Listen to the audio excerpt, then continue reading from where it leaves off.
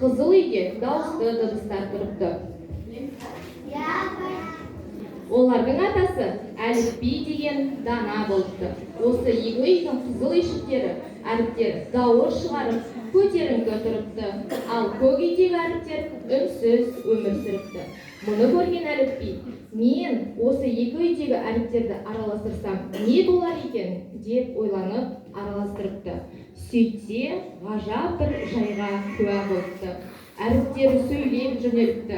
Осылайша әріптерден сөз, сөзден сөйлем пайда болыпты. Ал енді балалар, мына жерде біз әліппе пәнінде қандай не білдік, сол арқылы сұрақтар қойылады. Мен сендерге кез келген біреулерге сұрақ қоямын, сол сұрақ қою арқылы сендер маған жауап бересіңдер. Келістік пе? Ал енді мен кез келген біреуіңізге балалар дайын тұрамыз, жарай ма? Әдемілеп қағып аламыз, иә? Ал енді мен лақтырам. Кәні сұрағымызды оқимыз.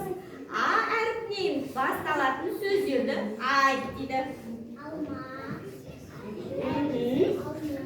Жарай.